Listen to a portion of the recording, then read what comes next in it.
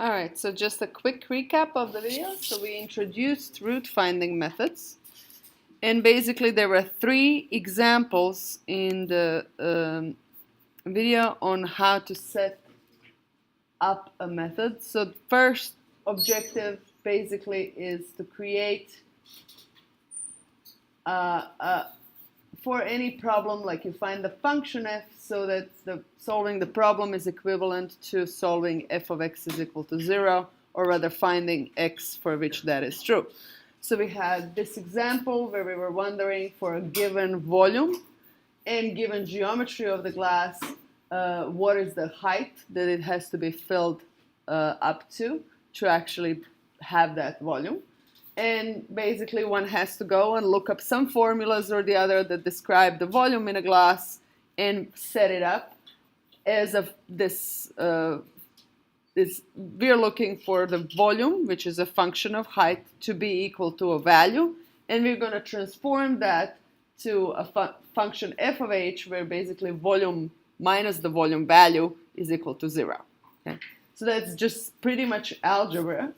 And there's a variety of problems. Another problem was the Peng-Robinson equation of state. So it kind of looks a little ugly, and Peng-Robinson is pretty complex. But if I'm trying to find volume that basically satisfies this equation for given pressure and given temperature, and A and B are also given.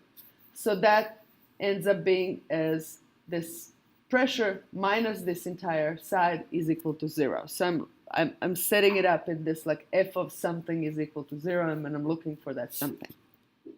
And this was the third one, and this the third one. Third problem was similar thing, failing parachutist. This is actually often done. So this is this drag coefficient C is something that you actually go and optimize for problems like this. So indeed, you go and simply measure velocities and times, and you fit, not just you find the root of this, or you actually fit the number of data sets, and you look for C that is sort of best performing. So you can actually go and optimize the design of this parachute by constantly checking for C. So this is something that basically is used a lot, or this type of root finding is used a lot. Okay. Now, some certain problems have an analytical solution, but most of the practical ones don't. So the first type of root finding that we did was essentially plotting the function. Okay, so this is something that I hope you followed along and you actually submitted it online. So basically, you plot the function on a certain range, and you essentially see where does it intersect 0. Okay, and you can kind of graphically zoom in here with MATLAB and figure out, well, what this would be. Okay, now this is one simple method. Are there any questions about it? Plotting the range. If I asked you to repeat it for one of these, would you be? Let's do that for 2 minutes. So let's say, for instance, take this one. Okay? And for this function, plot it on certain range. And see whether you can find where it's 0. So open up MATLAB.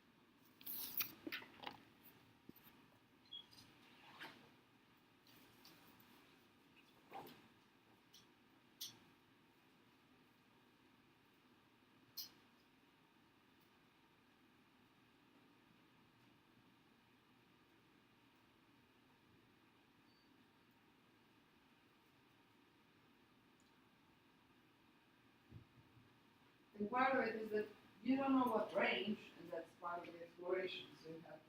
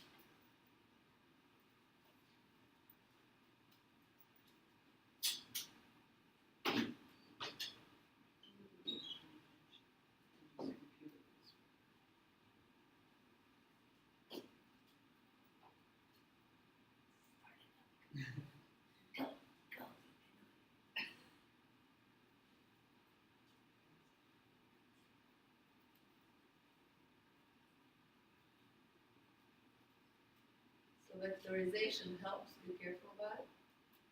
We're going to compute this for a vector v. Then you have to use dot divide instead of divide. Remember that? But it comes in really handy. Or you can do a for loop. Remember for loop?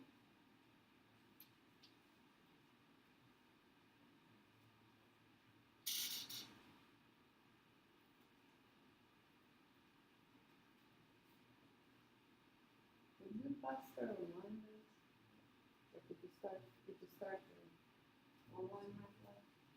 Through the browser? I don't know.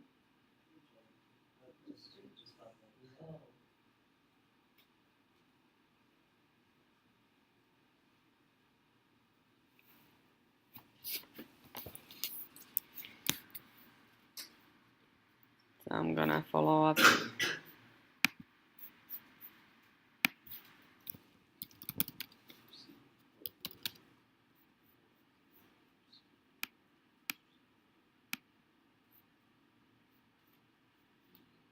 Oh. Okay.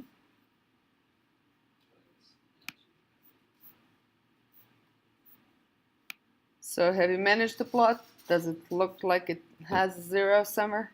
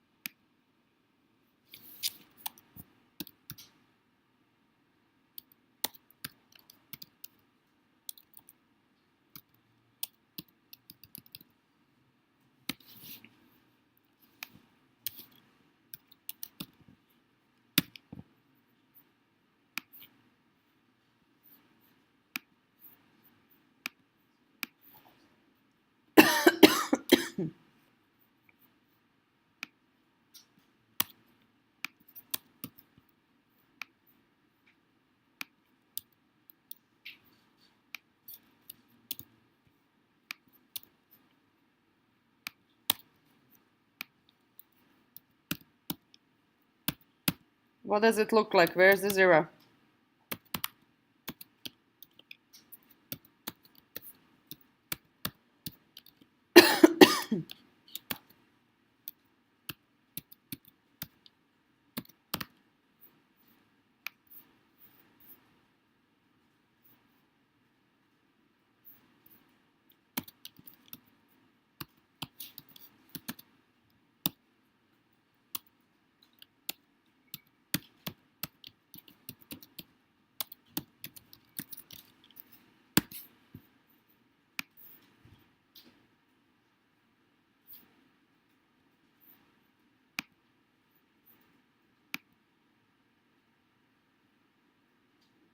Whoops.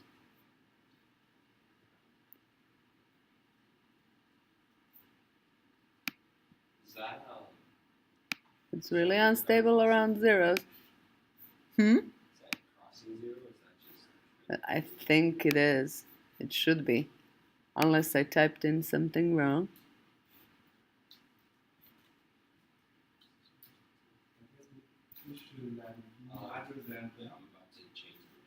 It should definitely be away from 0. This was just the first try. So let's try 300. There we go. That's a little better. So it's a little unstable around 0. Which you cannot, that means that you cannot compress this gas forever. Might explode on you. That's the equation is saying. If you approach 0.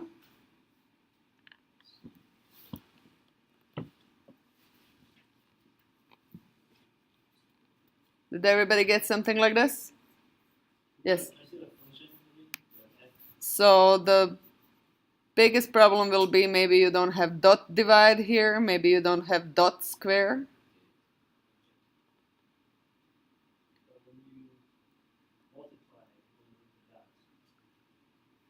This is multiplying by a scalar, so it doesn't matter, right?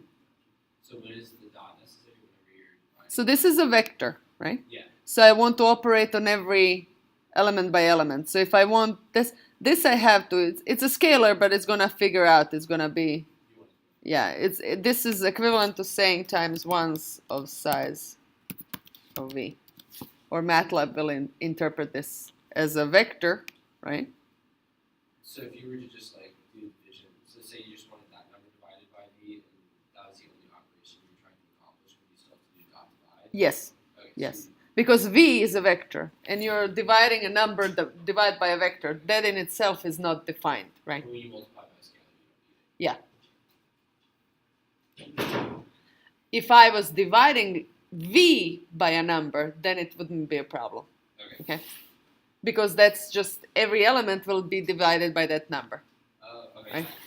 So, but if you flip it, then it gets confused. Yes. Change my range of v from 30 to 1000 like you did. Like on my graph it shows, it's like it still shows it's starting at 0.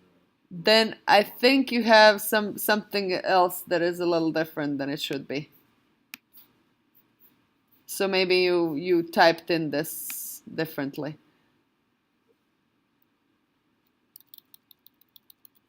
So we are in the slides. Who just walked in? Ningyu, can you help in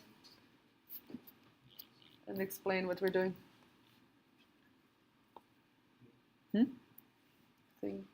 Yeah, James just walked in. So we are plotting Peng-Robinson equation, trying to look for zeros. This equation, you have it on the slide.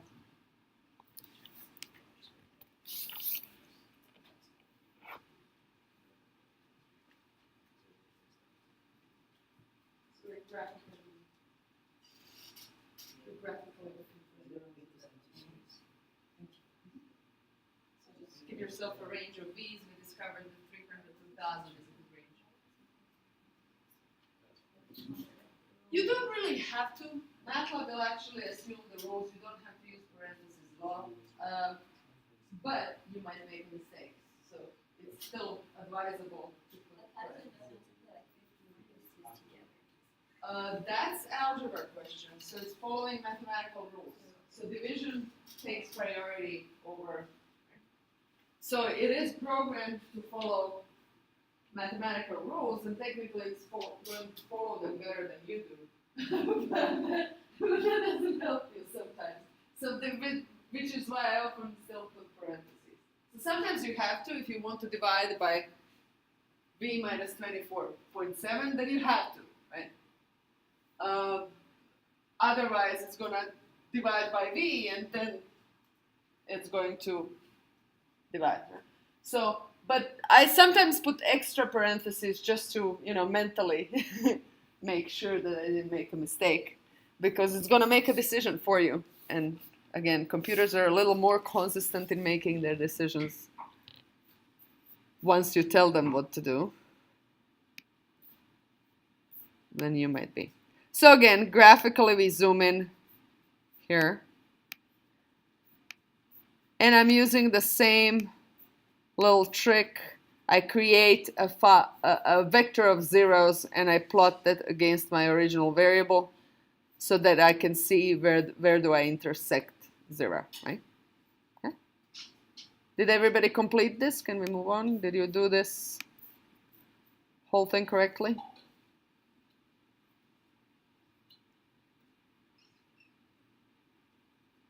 So again, if it does help you, do this sort of just to visually say, I'm dividing this by this before any other operation. So if it helps you out, do it. Okay. So this is graphical, this is nice, and most of the time we're actually going to have to do some plotting in order to actually solve a problem for various reasons. One of them would be that we have to actually start from either one value or two values, and we have to get the idea of, well, which value to start from, right? Obviously, I started from 0 here just blindly, without thinking. I was like, well, 0 to 1,000. I vaguely remember there should be a solution around 800 somewhere, right? And, well, but 0 is problematic for that particular function, so that wasn't a good choice. So you have to try it out a little.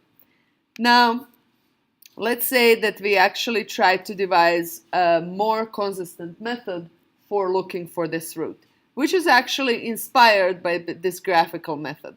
So if I was actually zooming in and zooming in, where's my graph?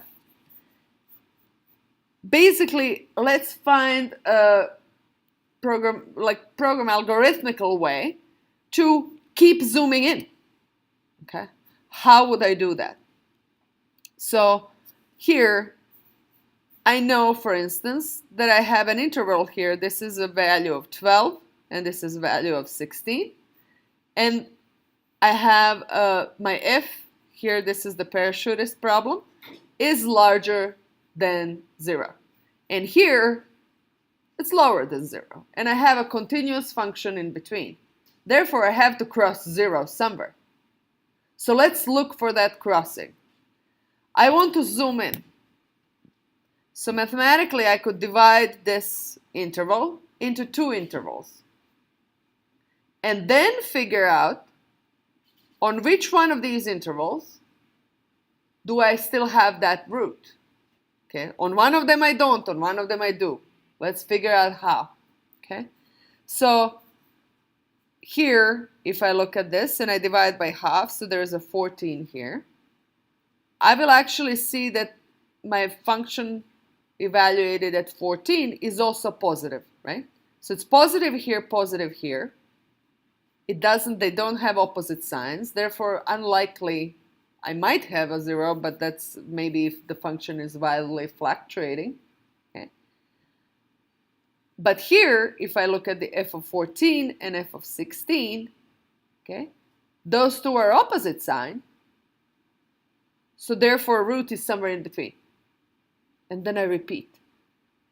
Then I start from this interval, and I divide in half.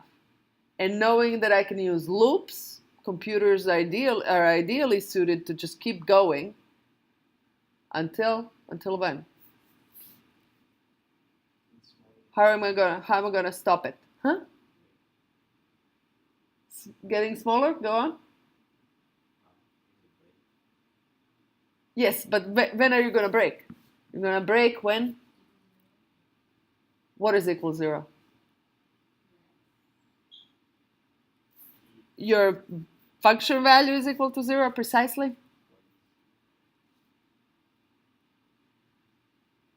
Did you recall anything about representation of numbers? I might not hit anything precisely. The solution minus, or 0 minus the solution is smaller than some tolerance. Okay, so I pick myself how small, how close do I want to get? And I can simply say, well, when the size of my interval is this small, stop. 10 to the minus 6. Good enough. Yeah? I have to decide what is good enough, though. Okay? So that is part that is always part of the design of the method. So let's formalize this, okay? So there's actually a rule or a theorem in math saying that if f of x is a real function and it's continuous on some interval, and let's denote this interval xl to xu, and f of xl and f of xu have opposite signs, okay, then there is at least one root between xl and xu. Okay. So basically I have to cross 0 somewhere in between. In English, if you go from positive to negative, you must have crossed that 0 somewhere in between. Okay? And then just mathematically, this is our way of checking that things have opposite sign. If I multiply them, I get something that is negative. That means that one of them is positive, one of them is negative. It doesn't matter who is positive, who is negative. Okay? So let's put these rules together into actually finding this. Okay? So it's called bisection method because every time I go, I split an interval in half. I bracket, so-called, my good bracket is an interval where I know that I have opposite signs of a function at the ends of this interval. So in this case, f of 12 times f of 16 is less than 0. It's negative. So that is my bracket. Then I take a midpoint here, which is in this case 14, and then I test for this first part of the interval, f of 12 and f of times f of 14, in this particular case is larger than 0, therefore that's not a good interval. And f of 14 times f of 16 is less than 0, therefore that's a good interval. Okay? So I'm going to just replace my initial values of xl and xu with this new interval. And I'm going to keep going. And then until this difference between the 2 points, xu minus xl, is small enough, whatever I determine is small enough. Is this kind of logically as a process clear? All right. Now that's the first step. Second step is actually writing this down as a program, right? So it's kind of clear to you how it works, but now you have to figure out what tools in MATLAB to use to implement it. It's going to be one of the loops. Which one is more natural here? While loop, because we don't know how many times we're going to execute this. Okay, we're going to check until something is true. Okay? So basically, open up your MATLAB, open a new function, and we are working with this function parachutist, so you already have this typed in from the exercise that you were supposed to submit by this morning. If not, type it in again, it's not a big deal, it's one line.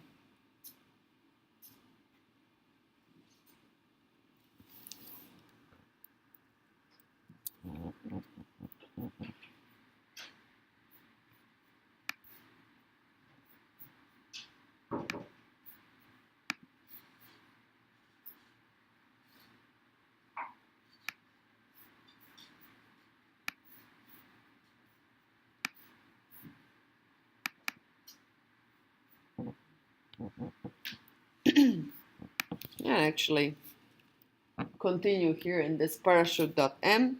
So I'm gonna start for you. So XL is 12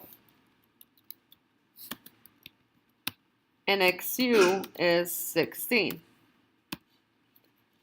So this is my bracket. F of XL times F of XU is less than 0. They're opposite sign.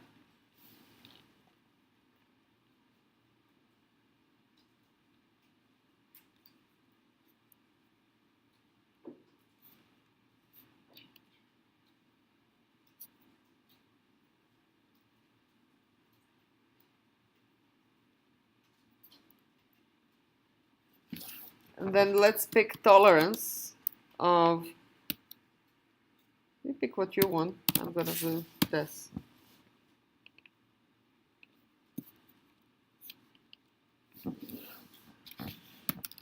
And then while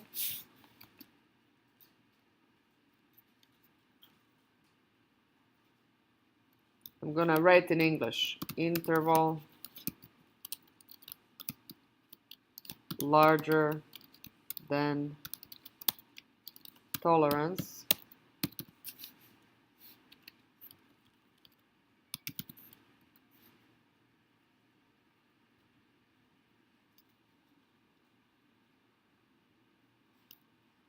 split interval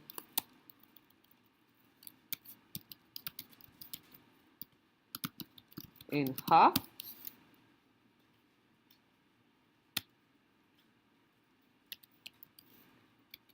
Check whether lower interval portion is bracket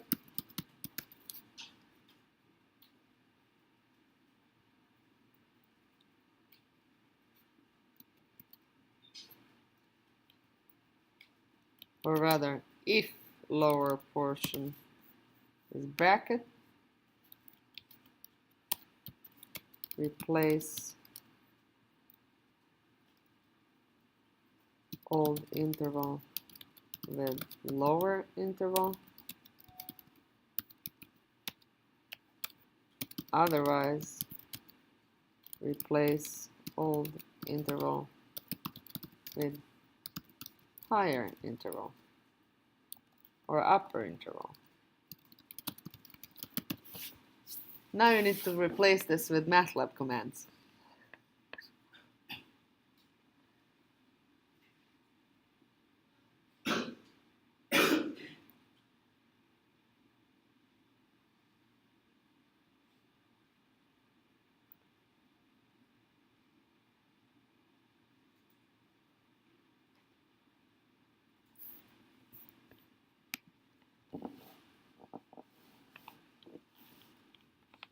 Now it's easy to just throw it out there, split interval in half. What do I effectively have to find? Just add x upper and x lower divided by 2. Yeah, so I have to find the midpoint. There we go. So that's what that means, is say x middle is xl plus xu divided by 2. Now when I say lower interval, I mean xl to xm, right?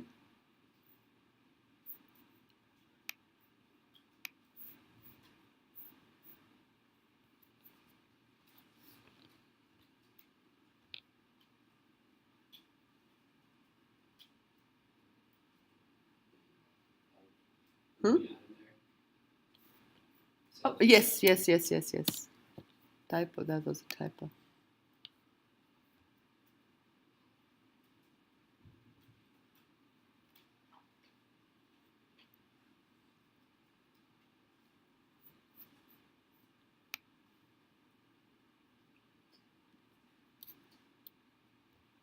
What does it mean that interval is larger than tolerance?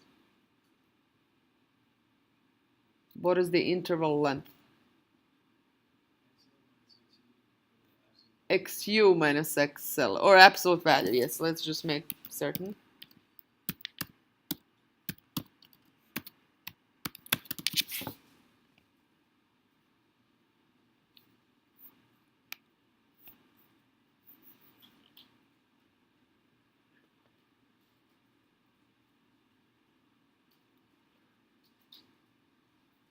So even for your test, this is not a bad idea to put this as a comment, and then maybe you cannot figure out immediately what to do here, but kind of assume you did, and then try working on other parts, or whatever kind of hits you first. Go for the lowest hanging fruit, okay?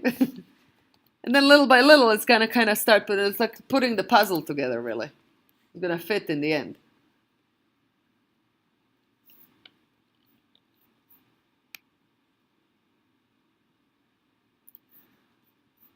So what do I need to test that the lower interval portion is a bracket?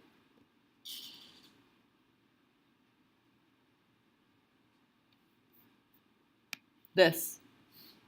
Okay? So it would be actually good and useful to have this as a function.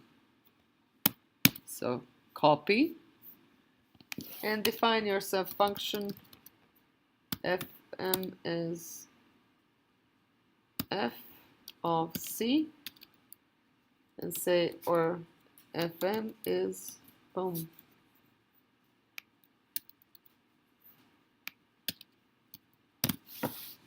So now I have a function that computes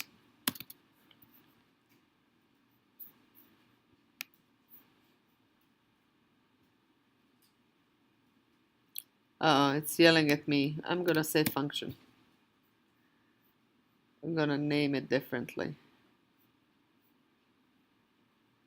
It's complaining because I already have f up there, so it doesn't want me to call it f.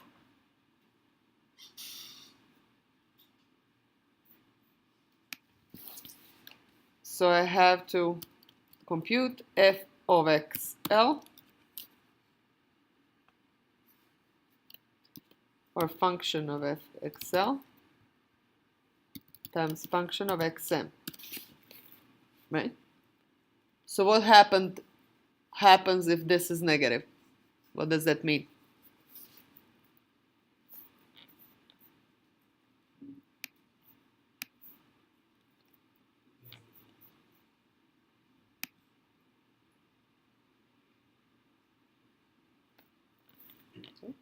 So I split in half, so now 14 is my midpoint, right?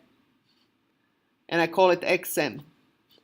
So now I'm checking for that lower portion of the interval, f of x lower, xl, times f of xm.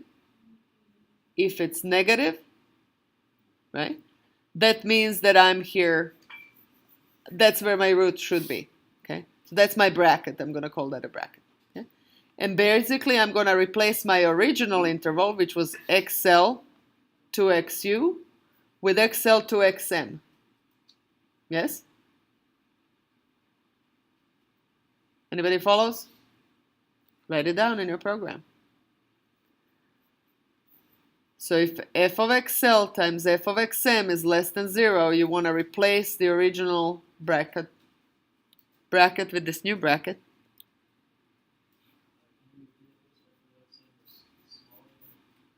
Then you replace with the other choice.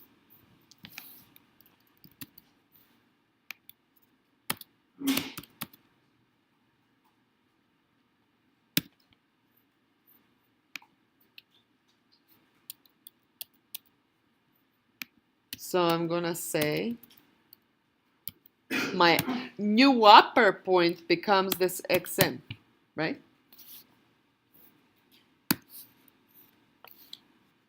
Otherwise, else.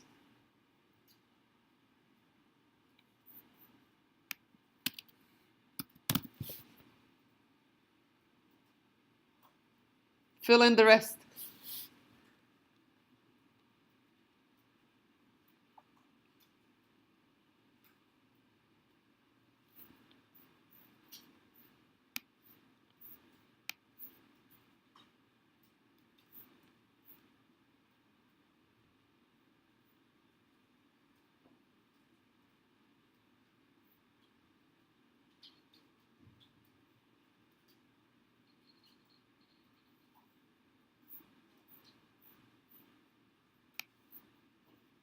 So this is your visual, and this is the program.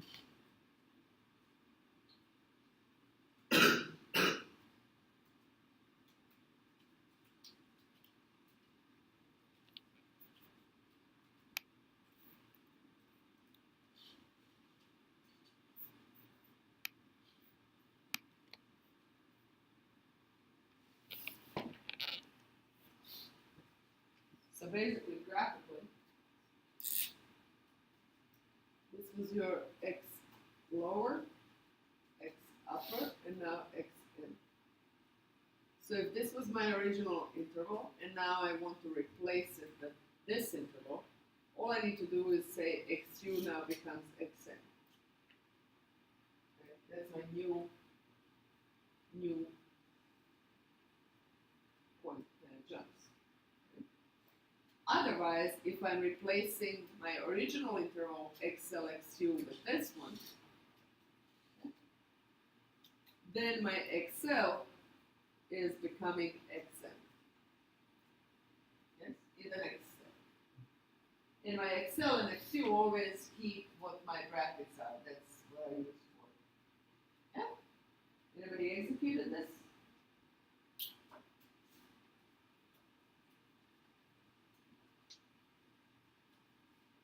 Now I can also make sure that things are going really well, so I'm gonna else if I'm gonna make sure that indeed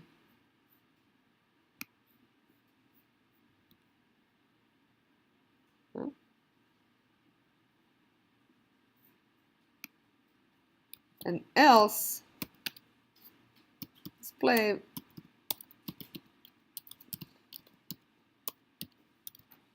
this is a bit odd.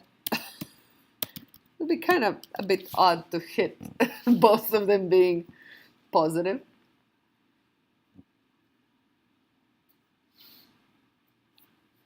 And just break. Okay. But it is a possibility that you somehow with XM really hit the root. And knowing what I know about representation of numbers, it's unlikely, but it can happen actually. Or some sort of rounding can happen. Just break.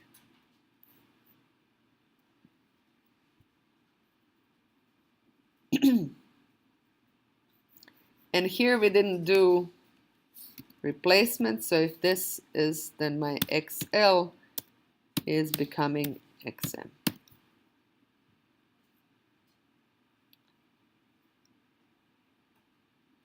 Is this it? Do you have to redefine Yeah.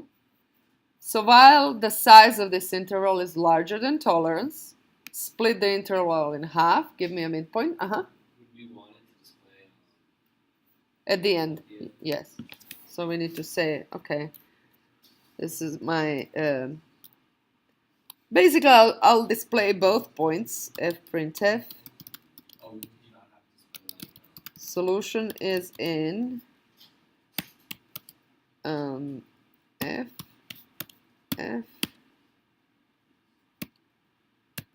xl. You could go with the lower.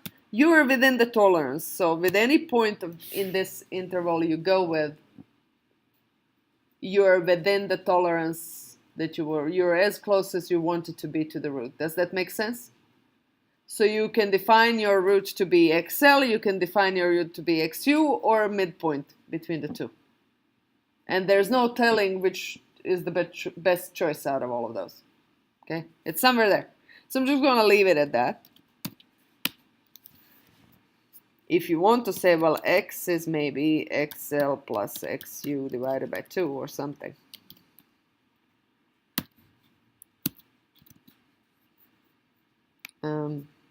Let root be midpoint.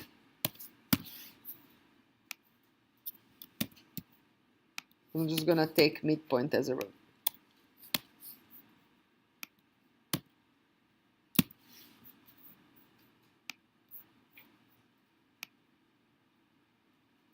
Does that make sense? Do you want a midpoint? Want something else? Yeah, could you also just like display the interval like XL minus XU as the solution to it since it would be like finitely small? So XU minus XL is just the width of the interval. But this is what I'm actually doing. I'm displaying the interval. All I know is that solution is in there. Or let's call it root is in there. Let's see if this is actually working. I've been talking and writing code. That's never good. I'm not sitting focused on it. Yeah, so this is my plot. Something has executed. Okay. So my program said root is in 14.779297 and 14.780273. The width of this is less than my tolerance was 10 to the minus 3. And I'm saying let root be this midpoint of that interval. And one thing that I should do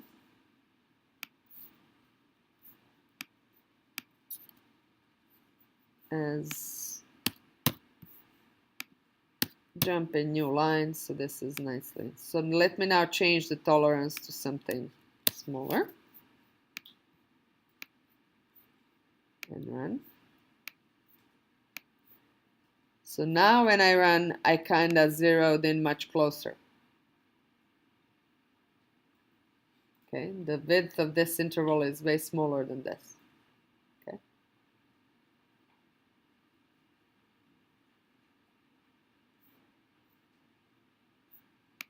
Is it working for everybody? Yay! You have programmed your first numerical method. Celebration! Why am I the only one excited? But I guess I would be. I teach this stuff. Okay. So I guess I like it. I hope that doesn't make me too odd. So this is basically basic algorithm that we just implemented. When you choose XL and XU so that the root is somewhere in between. So for that, you often have to do the graphical representation just to figure out where to start. Okay, that's just a must. You divide your interval in half, and here call it XR, I called it XM, it doesn't really matter. You calculate these values, and you determine whether the upper or lower portion of the interval is your new bracket. Okay, and for that you have to calculate f of XR, f of XU, f of XL. And you replace either XU or XL with this midpoint based on what you determined here. Okay? And you repeat this iteratively until the size or the length of the interval is small enough. Okay? So you can actually now do, I'm going to leave this as maybe an exercise next time since we worked with the parachute problem. Okay? Now we're going to actually improve our method. Okay? So let's do another method. Okay? So we will find out that it's hard to always actually have a method work really well for all of the problems. So we will actually go through a range of methods and we will see that they actually all work slightly differently. So often you need to try a number of methods before you actually figure out one that works really effectively for your problem. So the problem with bisection is that it's actually just dividing the interval in half. It is not looking at the function itself at all other than just evaluating whether I have a bracket. So it's not taking the actual values of the function into account. So there's one way to actually speed it up is to say, well, okay, this is my function, okay?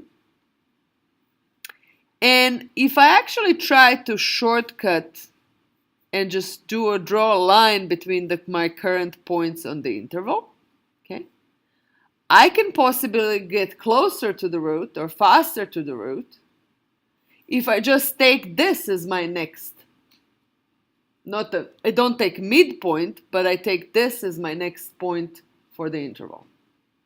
So it's the only thing that I'm changing, okay, is I'm trying to actually use the values of the function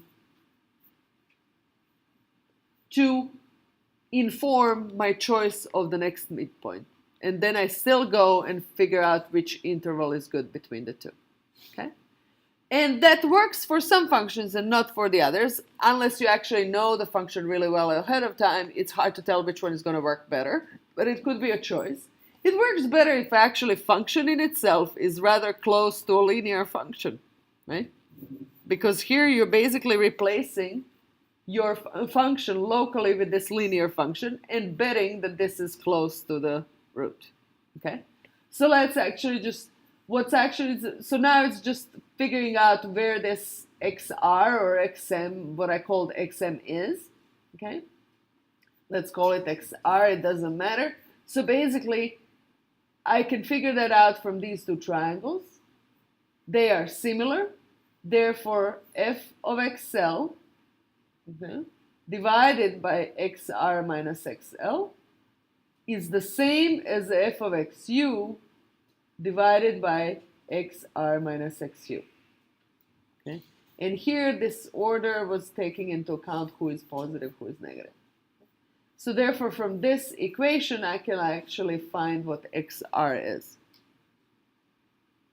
So the only thing that is changing in the code, and we're going to complete that next time, is the following. You're going to go to the parachute code